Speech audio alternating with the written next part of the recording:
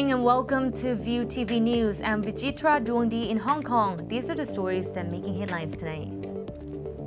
Carrie Lam talks up progress ahead of her dialogue talks this week, even as public attention turns to more questions about alleged police brutality.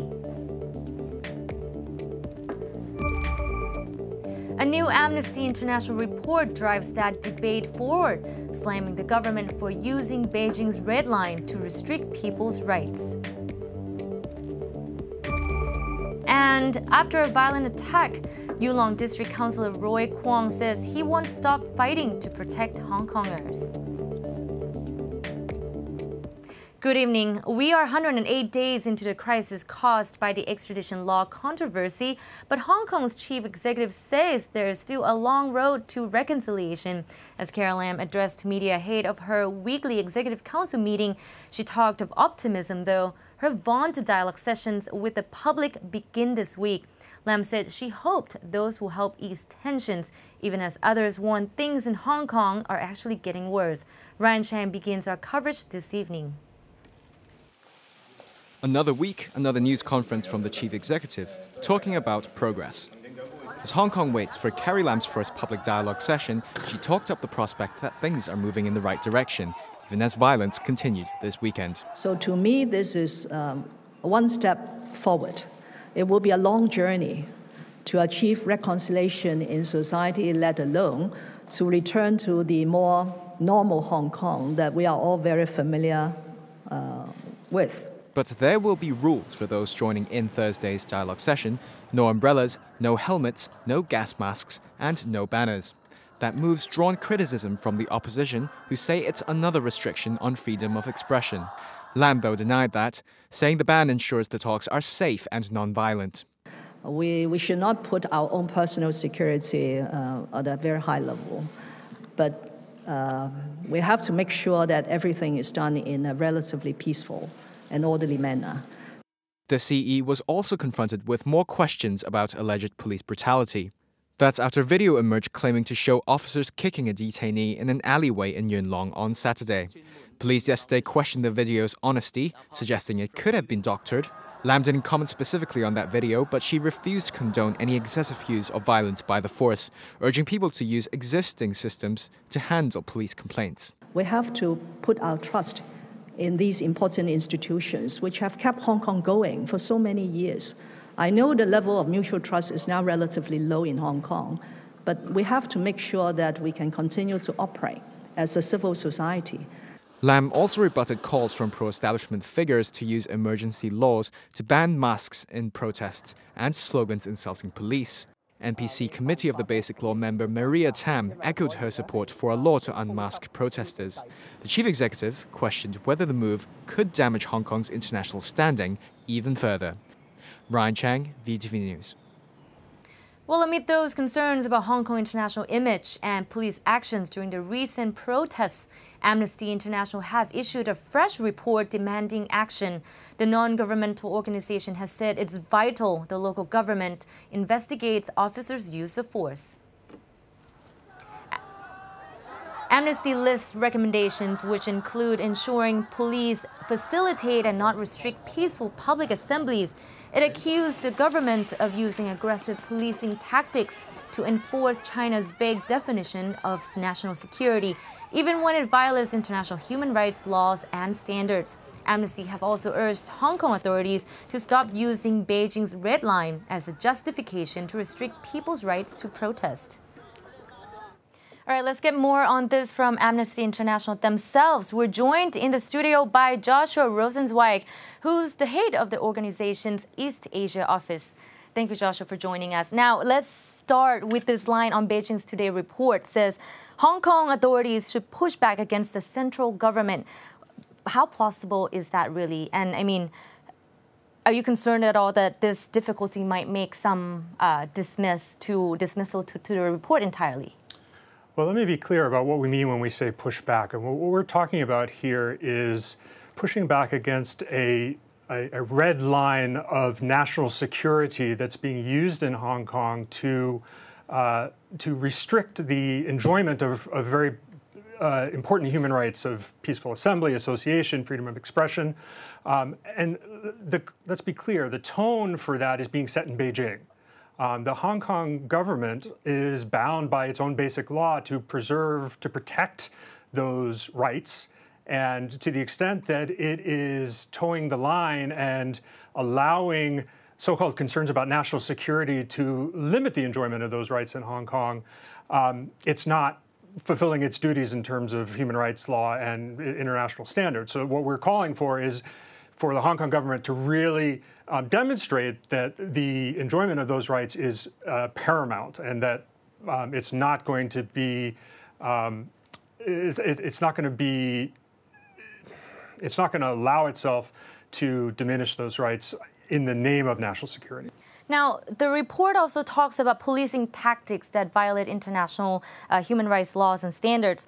Is there an international recourse against these violations? And could we see that the international community can get involved themselves in holding the police actions, against the police actions? Well, what Amnesty is calling for is a truly independent and impartial inquiry, an investigation into police abuse. The current system, the Independent Police Complaints Council, is simply, it's not capable of handling the scope and the scale of what we're seeing in the streets. It's not impartial enough. It doesn't have teeth. So what we think, though, that Hong Kong law is capable, with the right evidence, of delivering justice, but what it needs is an investigation that has the full faith and trust of the Hong Kong people themselves. And to the extent that the international community can back this call for an independent investigation, I think that's what's really needed here. All right, thank you very much indeed, Joshua, for joining our program today. Well, as global scrutiny of Hong Kong grows, pro-establishment lawmakers have been hitting out at foreign interference. Anger is growing among some at U.S. members of Congress who are considering a new law that could penalize some SAR officials accused of suppressing dissent. Speaking to RTHK Radio this morning, Demosisto's Joshua Wong said he was hopeful U.S. lawmakers will pass the Hong Kong Human Rights and Democracy Act. He and other pro-democracy figures took part in a high-profile visit last week. But on the same show, New People's Party lawmaker Eunice Yeung criticized Washington for not hearing the full story. Why are U.S. politicians being asked by pro-democracy advocates about Hong Kong's democratic process, and not those of us that are here? Why did the U.S. committee only invite pro-democracy lawmakers, citizens and protesters to give their opinions? Democratic Party lawmaker Roy Kwong has said he won't back down from his job protecting voters after he was attacked by masked men near his home this morning. Fellow party members have condemned the violence and says it was an organized, premeditated attack. And in an unusual move, one of Kwong's assailants appeared to have filmed the attack on his phone. Diane To reports. While violence in Hong Kong has paralyzed the city's streets, few thought it would put the lives of politicians in danger. Police this morning were examining the scene on Tin Yip Road in Tin Shui Wai, where Democratic Party lawmaker Roy Kwong was attacked.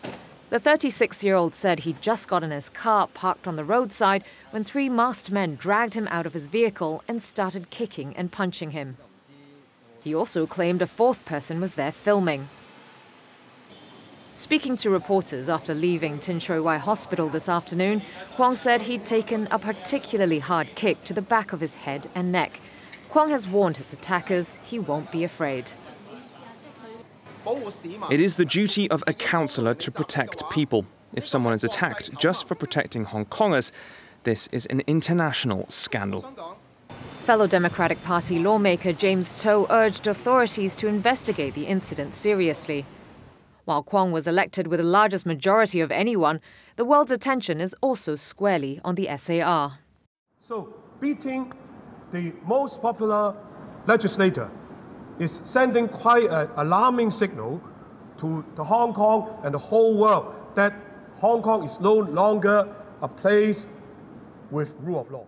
The Democratic Party said it believes this was a premeditated attack designed to threaten pro-democracy voices in Hong Kong.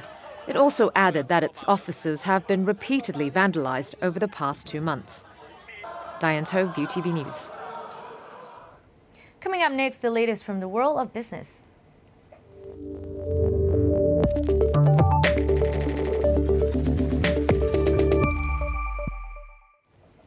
Let's start with the U.S.-China trade war amid talk of whether senior White House officials are all on the same page. That's after U.S. President Donald Trump publicly questioned his Treasury Secretary Steven Mnuchin about why the Chinese were asked to delay their planned farm visit.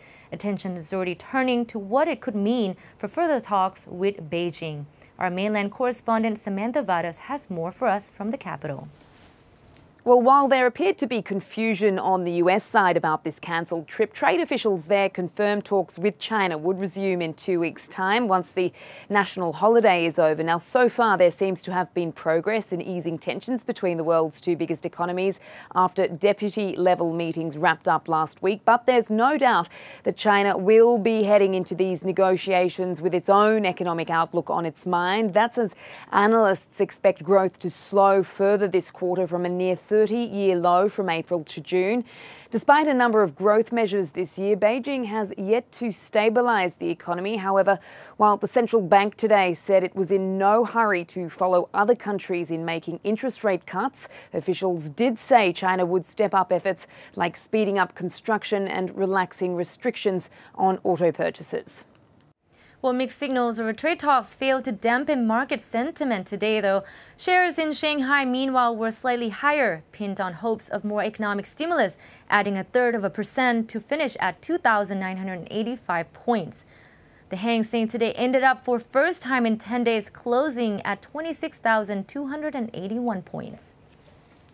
The big news here today, though, was beer. The world's largest brewer has just returned to Hong Kong for a second time to sell shares in its Asia unit, raising the second largest amount of money in the world this year.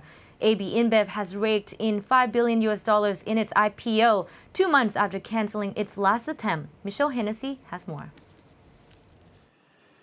Brewing giant AB InBev has raised around $5 billion in the IPO of its Asia-Pacific unit. That gave Hong Kong the second biggest listing in the world this year. On Tuesday, the company announced it's pricing its Budweiser APAC shares on the low end at $3.44.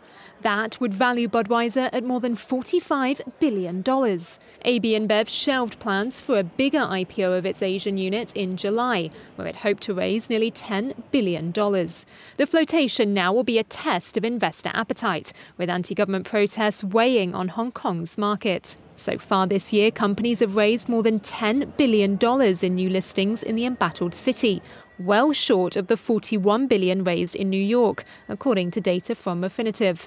Now, a $5 billion IPO would trail only Uber's listing on Wall Street in May. Proceeds will help the world's largest brewer deal with a debt burden of over $100 billion. Sources told Reuters its Asia-Pacific operations will be focused on fast-growing markets, including China, India and Vietnam, something they say made the IPO an easier sell. The company said it'll make its market debut September 30th. All right, time for a short break. We'll see you in a moment.